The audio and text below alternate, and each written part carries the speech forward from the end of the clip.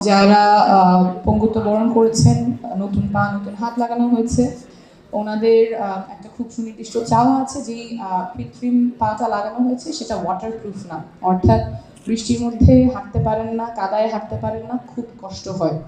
তো রাষ্ট্রীয় ব্যবস্থায় যাতে ওনাদের একদম টপ মানে সর্বোৎকৃষ্ট মানের প্রস্থেটিক্স যাতে লাগানো হয়, এই ব্যাপারে সুনির্দিষ্ট দাবি থাকবে, সুনির্দিষ্ট আমাদের যাতে একটা পাথ হয়ে থাকে যে ওনারা প্রস্থেটিক্স হয়েছে কিন্তু সবাই এখানে ইয়াং, তরুণ বয়সে ওনাদের অনেকটুকু পথ চলতে হবে, কেন সেটা টপ মানের দেওয়া হয় নাই এবং এখন কিভাবে সেটা নিশ্চিত করা হবে যাতে ওয়াটারপ্রুফ প্রস্থেটিক্স ওনারা পান, সেটাও আমার জিজ্ঞাসা থাকবে এবং আহ্বান থাকবে স্বাস্থ্য মন্ত্রণালয়ের প্রতি।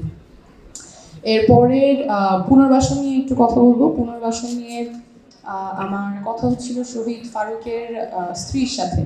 উনি শহীদ ফারুক ছিলেন ওনার সংসারের একমাত্র কর্মক্ষম ব্যক্তি।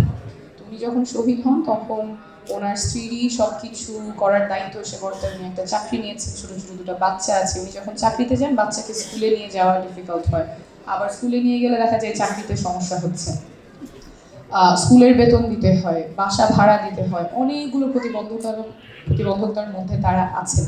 সরকারের কাছ থেকে আমরা একটা কমিটমেন্ট শুনেছিলাম যে শিক্ষা যারা আহত আছেন, শহীদপুর আছেন, তাদের ক্ষেত্রে শিক্ষার ফিটা মওকুফ করা হবে। সেটারও পাথওয়ে এখন পর্যন্ত আছে কিনা আমার জানা নাই। ওনারা কোথায় গেলে এই বেতনটা মওকুফ পাবেন, শিক্ষায় সহায়তা পাবেন, সেটা যাতে পরিষ্কার করা হয় এবং পুরো পুনর্বাসনটা শিক্ষা এবং এই যে এরকম পরিবার যাদের একমাত্র কর্মক্ষম ব্যক্তি হারিয়েছে তাদের পূর্ণাঙ্গ পুনর্বাসন কিভাবে হবে সেটাও হয়তো আন্তঃ মন্ত্রণালয়ের বিষয়। সেই পুনর্বাসনের প্রক্রিয়াটা যাতে দ্রুত স্পষ্ট করা হয় এবং যারা ভুক্তভোগী আছেন তারা যাতে জানেন ওনারা যে কি অনিশ্চয়তার মধ্যে প্রত্যেকটা দিন পার করছেন। আপনি যখন জানেন না আপনার আগামী মাসের ভাড়া কোত্থেকে আসবে, আপনার বাচ্চাকে আপনি স্কুলে দিতে পারবেন কিনা, বেতন দিতে পারবেন কিনা, এর চেয়ে অমানবিক এক্সপিরিয়েন্স হতে পারে না। এবং আমাদের যারা আপনারা নীতি নির্ধারণী পর্যায়ে আছেন, যাদের কাছে এই তথ্যগুলো দেওয়ার উপায় আছে, ক্ষমতা আছে, আপনারা দয়া করে কালক্ষেপণ না করে যত দ্রুত সম্ভব এটা ভুক্তভোগী ফ্যামিলিকে জানানোর ব্যবস্থা করুন।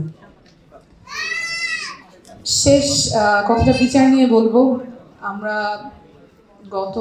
গত মাসে তো প্রায় সব জায়গায় গিয়েছি এবং সব জায়গা থেকেই শুনতে পাচ্ছি যে বিচারটা অনেক ধীর গতিতে চলছে এবং কিছু কিছু জায়গায় খুবই ভয়াবহ অবস্থা, যে চার্জশিট দিয়ে দেওয়া হচ্ছে পরিবারকে না জানায়, যাকে গ্রেপ্তার করার কথা তিনি ঘুরে বেড়াচ্ছেন, শহীদের বাবা এলাকায় ফিরতে পারছেন না ভয়ে। অভ্যুত্থানের পরে বাংলাদেশে তো এরকম অনিরাপদ থাকার কথা না, আমাদের শহীদ পরিবারের আহতদের এরকম অনিরাপদ থাকার কথা না, কিন্তু এখনো কেন এরকম হচ্ছে, কেন বিচারের ধীর গতি হচ্ছে। আমি শহীদের মা একজন আমাকে বলছিলেন যে আমাদের তো আর চাওয়ার কিছু নাই, বিচারটা যাতে হয়, বিচার ছাড়া আমি কিভাবে শান্ত থাকবো, কিভাবে সুস্থ থাকবো। ওনারা একেবারেই ভেঙে পড়েছেন, কিন্তু বিচারের ক্ষেত্রে অনেক ধীরগতি হচ্ছে এবং সেই ক্ষেত্রে অনেক অনিশ্চয়তা, বিচার কি আসলে হবে কিনা। একটু আগে আহনাফ আবিরের মা খুব আবেগতাড়িতভাবেই বললেন যে কতদিন যে অপেক্ষা করতে হবে সেই জায়গায়ও কোনো নিশ্চয়তা নাই।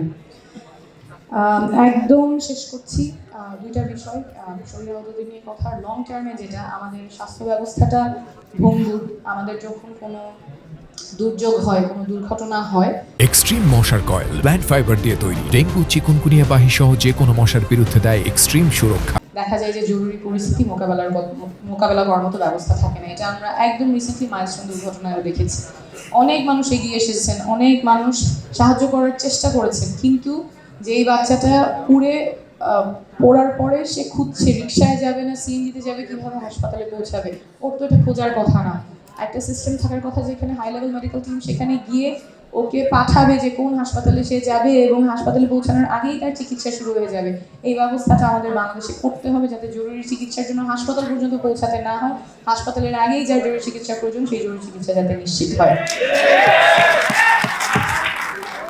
একদম শেষ কথা, আপনারা এখানে বেশিরভাগই তরুণরাই রাজপথে নেমেছে, রক্ত দিয়েছে, কিন্তু এখন আমরা খুব একটা টেন্ডেন্সি দেখতে পাচ্ছি তরুণদেরকে ছোট করার, ডিমিন করার, যে তরুণরা কি বোঝে, ছোটরা কি বোঝে,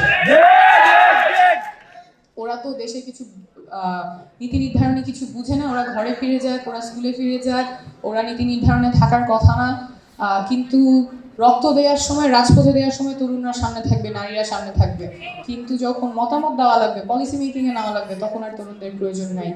এটা এই কথাগুলো যখন বলা হয়, আমার মনে হয় তাদের মাথায় রাখা উচিত, যখন আপনারা তরুণদেরকে ছোট করছেন, তখন শহীদ আহনাফ আবিরকেও ছোট করা হচ্ছে, যে গুলির ভয় না করে রাস্তায় নেমেছিল। একটু আগে হাসনাত কথা বলে গেল, তাকেও ছোট করা হচ্ছে, যারা গুলির ভয় না করে ফ্যাসিবাদকে পতন ঘটিয়েছে। এই ছোট করা যাতে না হয়, সবাইকে যাতে যথাযথ সম্মানের সাথে নতুন বাংলাদেশে ট্রিট করা হয়। নতুন বাংলাদেশ তরুণদেরই বাংলাদেশ, এবং তরুণরাই পরিবর্তন নিয়ে আসবে। অনেক ধন্যবাদ।